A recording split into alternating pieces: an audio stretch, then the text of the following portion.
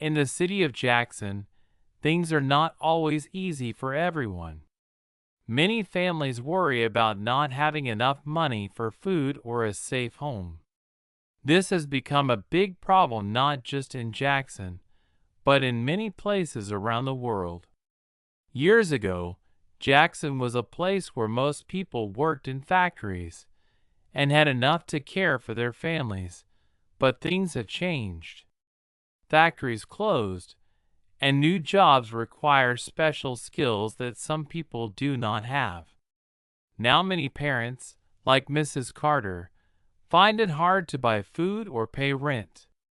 Mrs. Carter works 2 jobs, but still, her children, Emily and Jake, sometimes go to bed hungry. Many other kids in Emily's school have the same problem.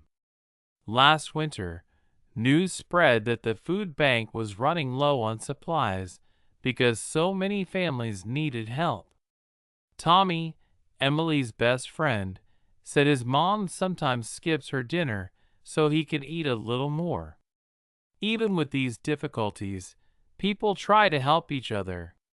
Neighbors share what little they have, and teachers bring warm clothes to students who are cold.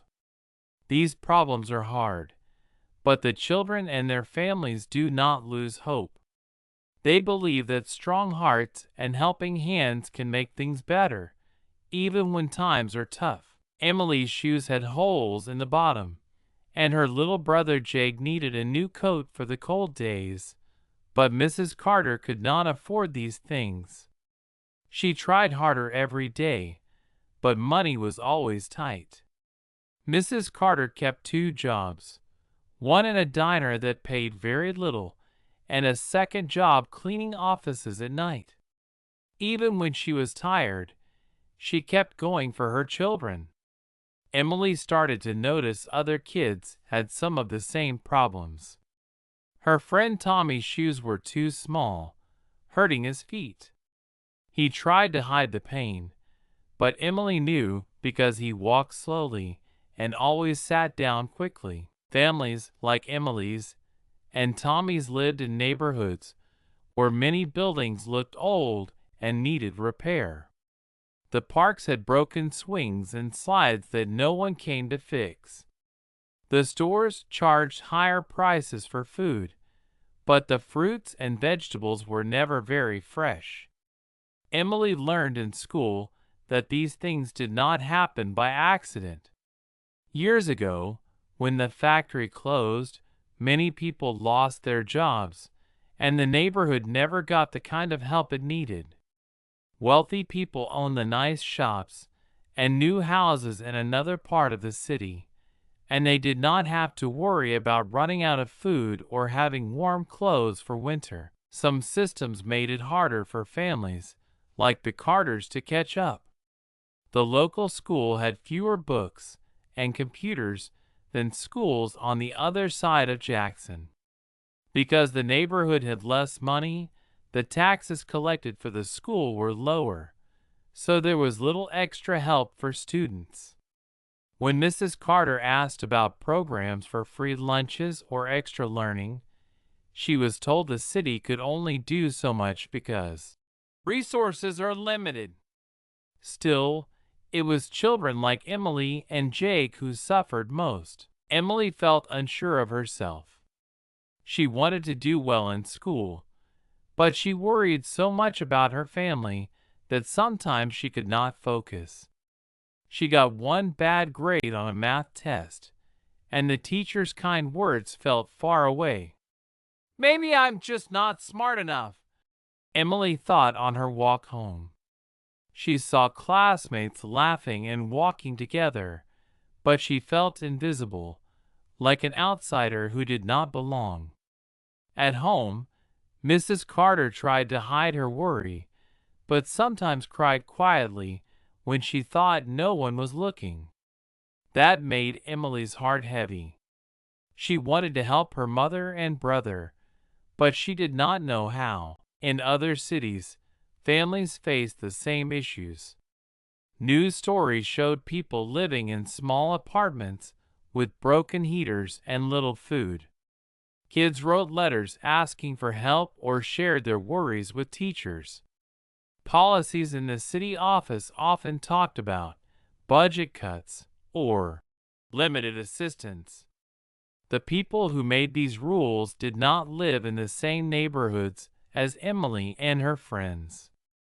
Sometimes, the news said that keeping money away from poor areas helped rich areas grow, because investment followed wealth.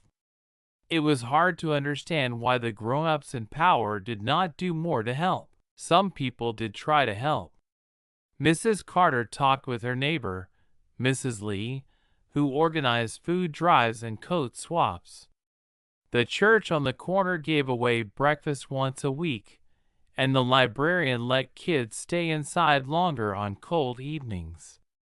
These kindnesses made Emily feel a little better, but they were small answers to a big problem. Sometimes, she still heard people say families just needed to work harder to escape poverty, but Emily knew that her mother already worked harder than anyone she knew. It was not about lazy or hardworking. Systems seemed to make life easy for some and much harder for others. One afternoon, Emily watched kids play in the street after school, but she did not join them. She felt weak, as if nothing she could do would matter. Every setback, like her bad math grade, felt bigger than it really was. That night, after dinner, Jake hugged her tightly. She remembered then that her family needed her light, her hope, and her love, even if the world outside made her doubt herself. Emily promised herself that she would keep trying, no matter how hard things became. Emily sat quietly in her classroom one chilly morning, listening as her teacher, Miss Thompson, spoke about a special guest visiting the school. People said Dr. Johnson was an expert on helping families like the Carters. Dr. Johnson worked at the local university and wrote books about poverty and how to make life better for people in need. Soon, all the students gathered in the gym to hear him speak. Dr. Johnson stood tall, looked everyone in the eye, and spoke with a voice full of care. He talked about the big problems in cities like Jackson, but also about hope. He explained that it was not fair when some kids had so many books and computers while others had so little. He told students and parents that leaders needed to fix old rules that made poor neighborhoods stay poor. Dr. Johnson said, "No one should work all day and still worry if their children have enough to eat." He suggested ideas like giving more money to schools in poorer areas and helping parents learn new skills for better jobs.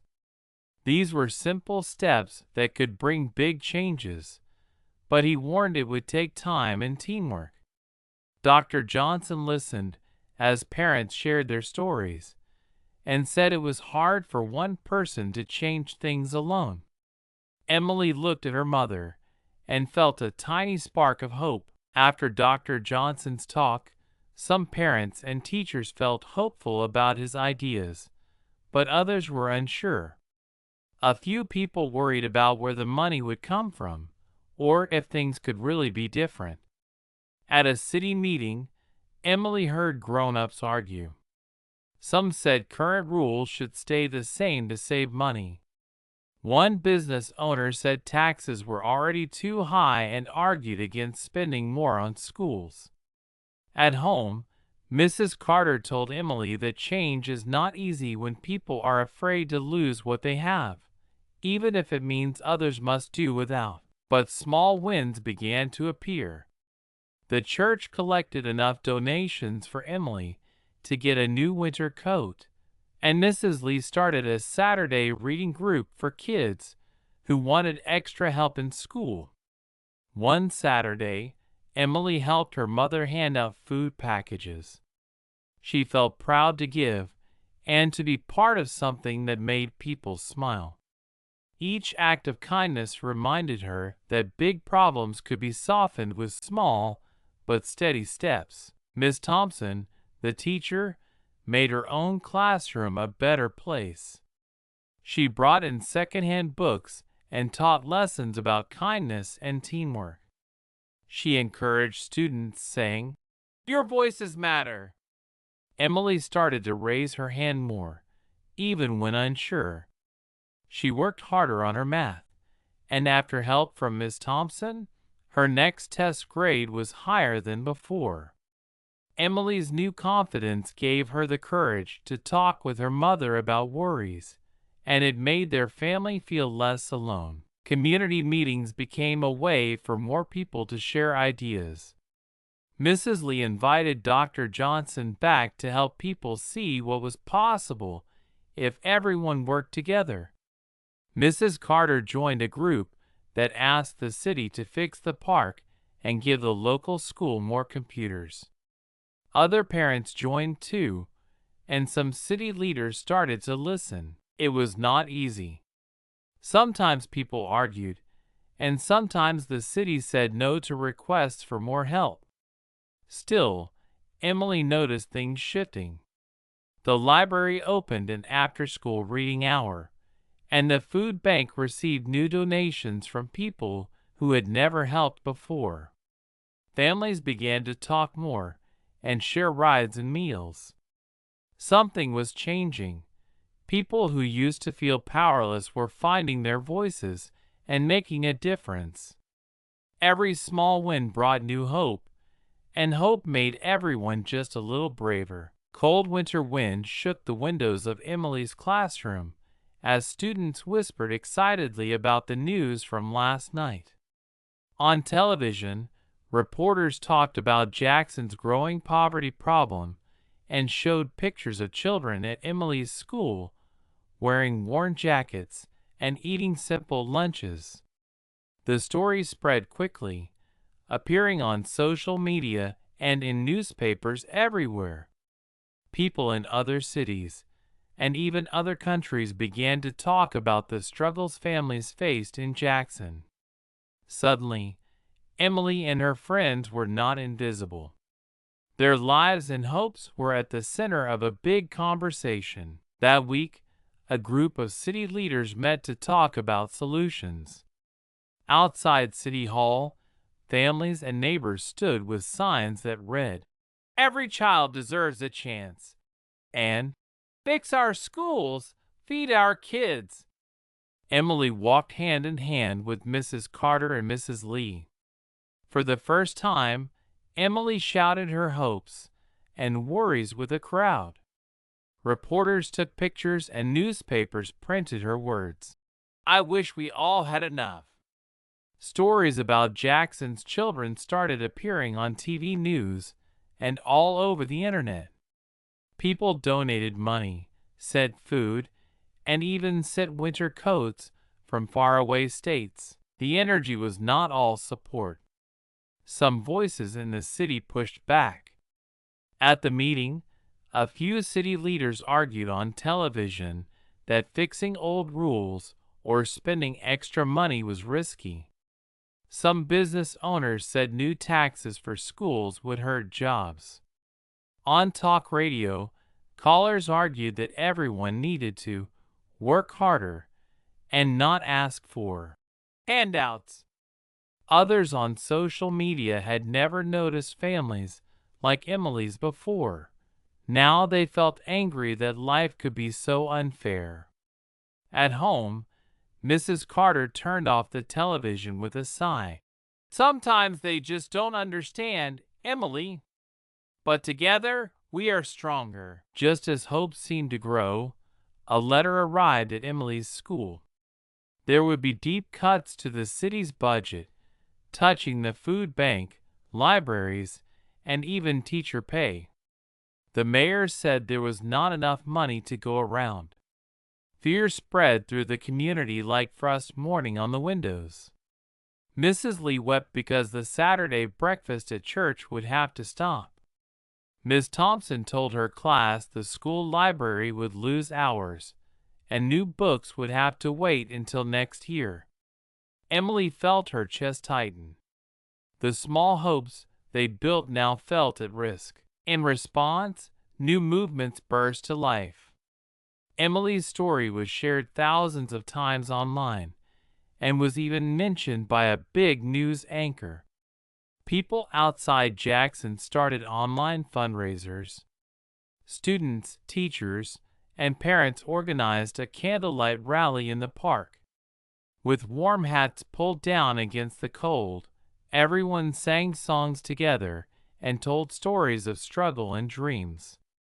Emily, holding her brother Jake close, spoke to the crowd and cameras. She told them about wishing her brother always had enough food and a warm coat, and how every child could grow up strong if the community pulled together. Her simple words reached hearts. After the rally, more change makers reached out. A senator sent a letter promising to visit the school. Companies started donating fresh food and secondhand computers. News stories highlighted Jackson's journey daily.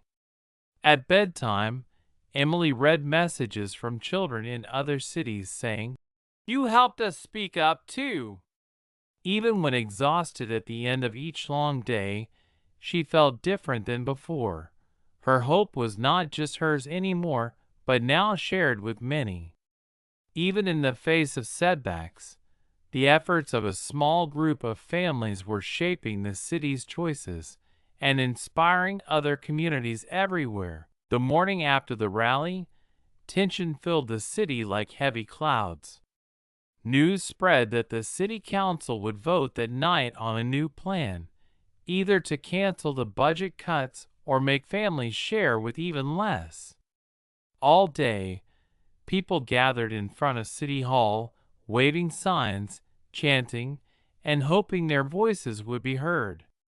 Teachers from Emily's school marched with their students. Parents brought homemade banners, and even grandparents stood in the cold, wrapped in blankets. Local news teams filmed everything, and the world watched to see what would happen. Inside City Hall, the meeting was crowded and noisy with police standing by. Emily sat in the audience between Mrs. Carter and Mrs. Lee, her hands sweating and cold at the same time. The mayor stood at the front beside city leaders and a few business owners. Each had a chance to speak. Some leaders urged everyone to remember the rules and the need to save money. Others, including Dr. Johnson, the expert who had come to the school, spoke with force and kindness. He talked about how each child was a gift to the city's future, and that letting them go hungry or without education would cost everyone later on. Suddenly, the room got quiet as Emily was invited to the microphone. She stood, shaking a little but taking a breath, and looked at all the faces, including TV cameras. She spoke simply, her words slow and clear. Emily told them how a full belly helped her learn and how she loved her family. She said, "If you help us now, we will help Jackson grow strong one day." Her voice, though small, did not tremble at the end. People in the hall and at home watching the story felt her truth. Some leaders appeared unsettled by her honesty, but others leaned forward, really listening. As the final votes were counted, the chamber fell silent. It was close, but the council had voted to stop the cuts and, instead, promised to use emergency funds for schools, food banks, and warm clothes for children. Cheers broke out, and the crowd hugged each other. Strangers who had never before met wiped tears from their eyes. Emily watched as teachers shook hands and parents clapped each other on the back. This choice changed things for everyone. For those who fought with Emily, there was relief and disbelief that the struggle was not in vain. Teachers in Jackson schools smiled the next day as they announced new winter supplies and the return of after-school meals. Volunteers filled shelves at the food bank, and families walked with lighter steps. For the first time in months, bread and fresh fruit filled many dinner plates. The local newspaper headline read, "Children's voices lead Jackson toward hope." The leaders who voted yes gained respect, while those who resisted felt the pressure to see their neighbors in a new way. All over the city, people started to believe that change was possible when enough spoke up together. Emily's teacher, Miss Thompson, gave her students gold star stickers and said it was their courage that had made history. Yet not all tension was gone. Those against the new plan still worried about the future. Some business owners were angry about using emergency funds. Arguments still happened at town meetings and online. Even so, families and children saw their power. Their voices had turned small hopes to real change. At home, Mrs. Carter hugged Emily and Jake tight and whispered, "You did more than you know." In the streets and even faraway cities, people shared what happened in Jackson. Kids wrote letters saying, "If you can do it, maybe we can too." What started as a cold winter now felt a little warmer, not just because of new coats, but because ordinary families, led by brave hearts, showed Jackson another way forward. After the vote, Emily walked home with Mrs. Carter and Jake, holding her head a little higher than before. The air outside felt different, less heavy, full of whispers about what had just happened inside City Hall. All along the street, neighbors greeted each other with tired smiles. Some waved from their porches, others opened doors to share news and warm soup. For the first time in a long while, hope spread block by block like gentle sunshine after weeks of cold rain. In their small kitchen, Mrs. Carter unpacked a bag of groceries from the food bank, now stocked again after the vote.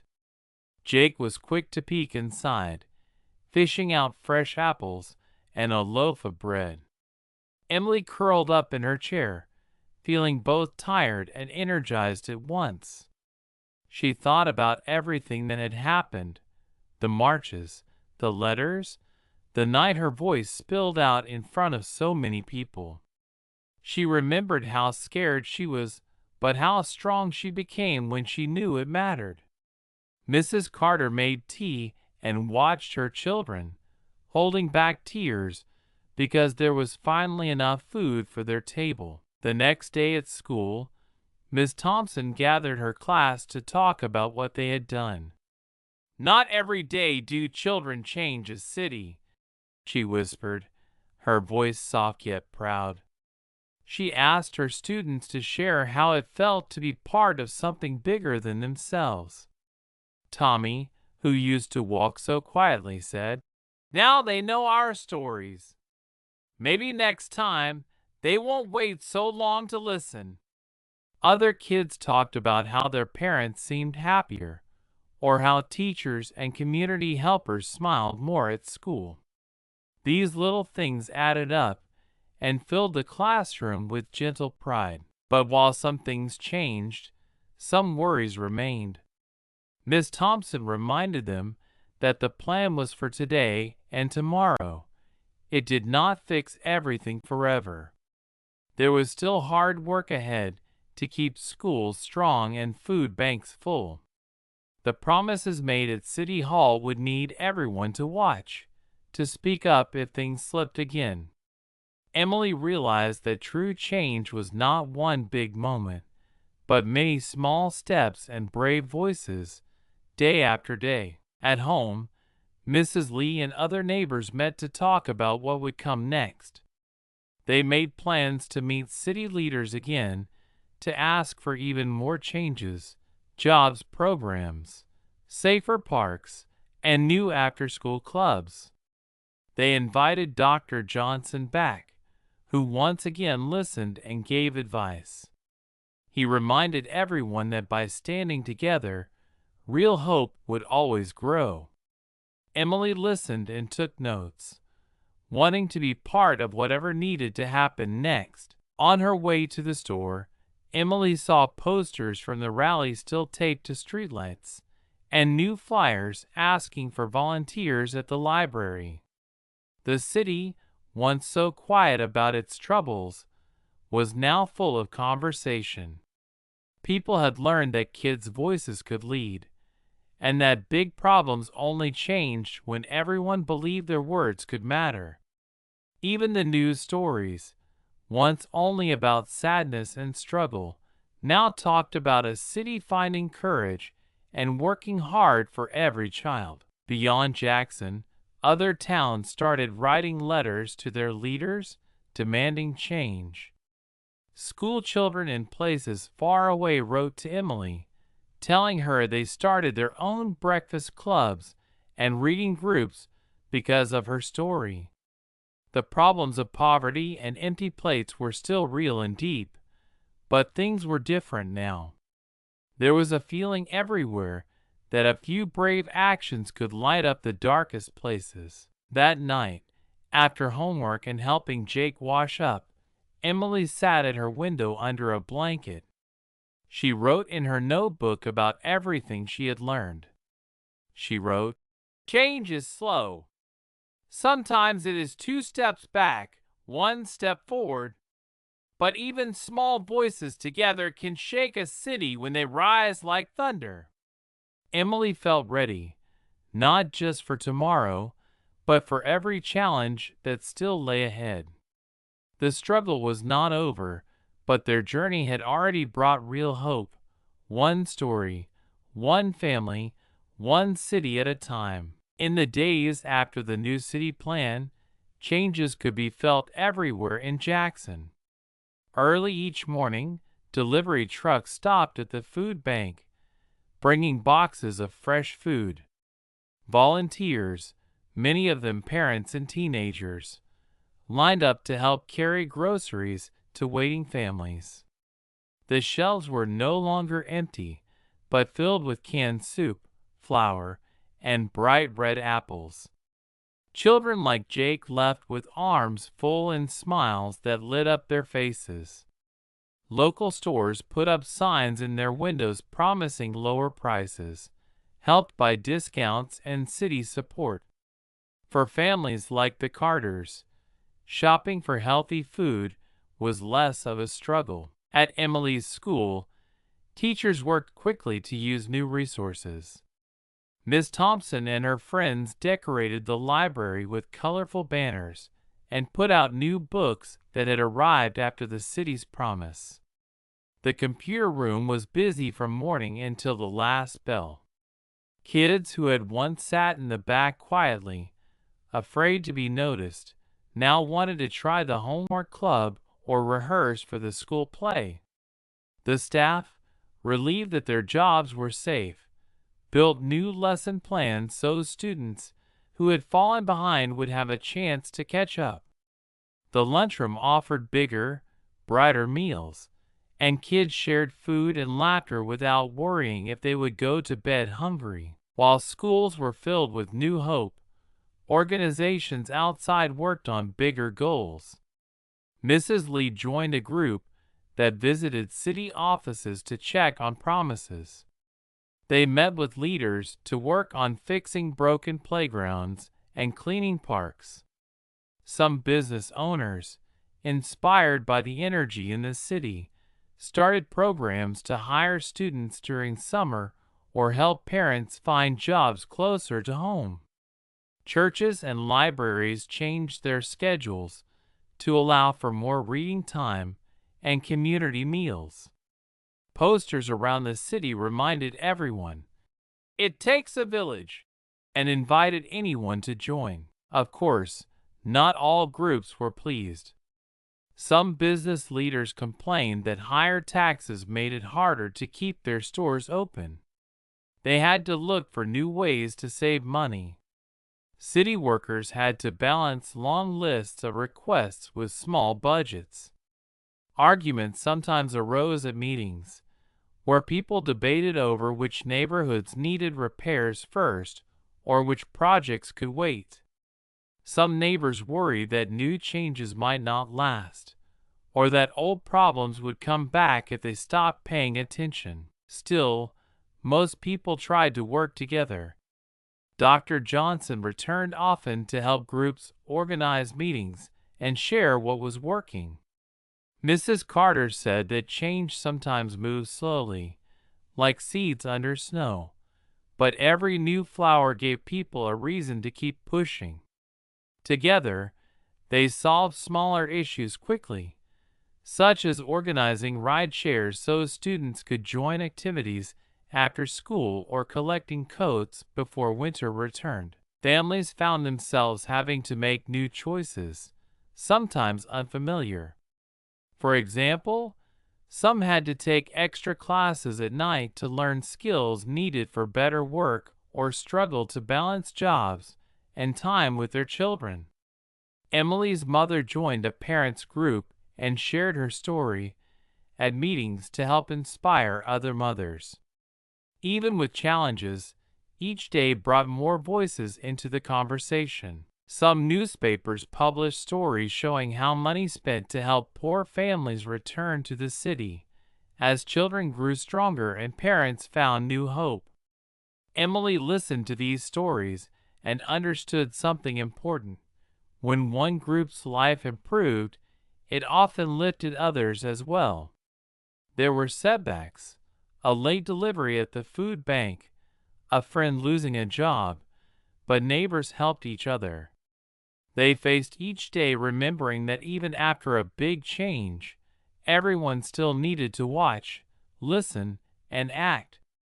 Emily, her family, and the city of Jackson were learning together how to grow strong after the storm. A few months after the decision at City Hall, life in Jackson moved forward with both new hope and new habits.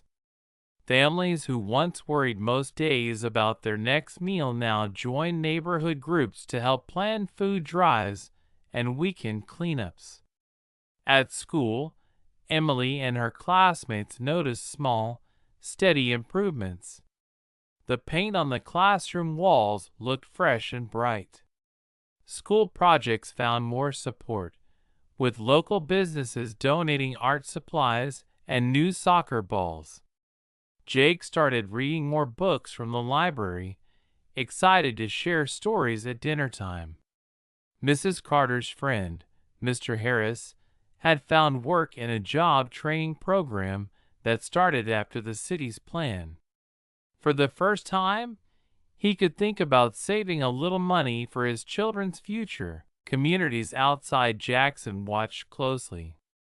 Leaders from nearby towns visited to learn how a group of neighbors, teachers, and children made such big changes possible.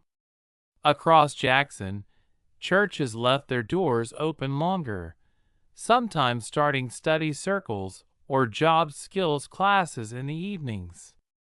It became normal to see flyers for food drives and community nights posted in every market and bus stop. Emily felt proud when her own school play invited parents from all over the city, not just her own neighborhood, to come together and celebrate. Families started trusting their voices.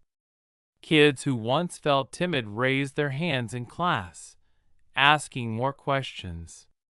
Mrs. Lee invited other parents, old and new, to planning meetings, listening to their ideas about how to keep parks safe or make school lunches healthier. Parents worked late into the night on parent watch groups or writing letters to the city. Communities began holding their leaders accountable, expecting promises to be kept and results to be shared openly. But new discussions started too. Now that hunger and cold had eased for many, people started paying attention to child care, medical help, and safe housing. Some wanted more spending on schools, while others worried about the city's debt getting too big again. The city needed new ways to bring in money, so debates about taxes and business fees grew. Businesses tried to find balance, helping support community projects, but sometimes struggling when costs rose. Some families faced long waiting lists for housing repairs or extra learning help, which brought frustration. Often these debates rose up at community meetings, with a mix of hard feelings and hope. People argued over priorities, but tried to remember why they had come together in the first place. Not every problem could be fixed at once. Some students had to move if their parents found jobs far away, starting over in new neighborhoods. Others slipped back into quiet worries when a parent worked extra hours or a rent bill grew. Still, the idea that everyone's voice mattered became a guiding light. Even city leaders, who once did not listen so well, now came to assemblies. They shook hands with teachers, sat in circles at the library, and sometimes volunteered at the food bank. Miss Thompson often reminded her class that change is not a straight road, but full of hills and winding turns. Emily remembered how scared she once was, and how much courage it took just to speak. Now, she and her friends often helped newcomers feel welcome in clubs or school events. For all its progress, the city of Jackson learned that fixing one part of society could shine a light on other broken places. Emily still wrote letters, asking for more playground space and after-school clubs. Mrs. Carter sometimes needed to remind herself not to worry, even when a bill came late. They knew more work needed to be done, but also knew they could ask for help. Communities had grown stronger, and so had the belief that ordinary people could make extraordinary things happen when they chose to act together. This was the lesson Jackson carried forward as days passed and new challenges arose. As spring took hold in Jackson, the streets slowly turned green and busy once again. The harsh winter and the long days of worry felt distant now, replaced by fresh hope and active hands in every corner of the city. Emily, walking home from school with Jake, noticed gardens growing outside houses where wild grass once stood. Neighbors helped plant seeds, sharing tools and advice. Children worked side by side, learning how to care for tiny plants. It was a simple act, but it made everyone proud of what was growing in their gardens and among themselves. Schools kept building on what had begun. Teachers like Miss Thompson planned lessons not only about numbers or reading, but about teamwork, speaking up, and listening to others. Lessons used stories from Jackson's own struggle, showing students that change comes from small steps, courage, and caring for your neighbor. At assemblies, children shared what they would change if they were leaders for a day. Ideas grew wild and big: free lunches for all, playgrounds bright and safe, music in every classroom, warm coats hanging ready at the door. Mrs. Carter's new job still kept her busy, but now she served on the parent board at Emily's school. She joined other parents in yearly planning, ensuring that the library stayed stocked and that special meals continued after winter passed. Parents who once worried alone started saving together, opening small community accounts for emergencies or new projects. They watched budgets and chose carefully, learning fast that time and hope could be invested as wisely as dollars. When new small problems appeared, they fixed them quickly instead of waiting for leaders far away. City officials took their new responsibilities seriously. Budget meetings now included voices from each neighborhood, not just those on wealthy blocks. Leaders visited classrooms and food pantries, making sure they understood what families needed. New rules ensured city money went to the places that must not be forgotten again. Job training, better bus lines, and plans for safer homes became part of every year's work. Other cities noticed and asked for advice, sending their own teams to learn from Jackson's path. Conferences held in the city parks welcomed visitors from far away to share ideas and celebrate progress. Small businesses thrived, hiring students who finished new trade programs and supporting sports teams and local festivals each season. Debate remained, of course. Hard questions never went away. How best to use limited funds? How to solve problems that couldn't be fixed with money alone? But these arguments sounded different now. People argued, but also listened. They tried to solve problems, then checked back in to see if things really worked. The most important lesson for Jackson was never to stop asking questions or listening to those who live with daily challenges. Emily herself grew brave with each passing year. She joined the student council, started a writers' club, and helped new students feel welcome. She understood that her story, her family's struggle, would always shape how she met the world. Jake, now taller and louder, told anyone who would listen that his sister once helped change an entire city. As for Emily, she never stopped believing that when ordinary people spoke up, they built a world where no child would have to wonder if tomorrow would be warm, safe, and full of hope. Every spring reminded Jackson of what could bloom when people cared, acted, and trusted their voices. Neighbors tested their roots in the rich soil of experience, always tending the lessons they had learned. Although their work was never finished, the people of Jackson faced the future together, confident that no challenge could ever truly defeat hope, united effort, and the spirit of a city that remembered to listen.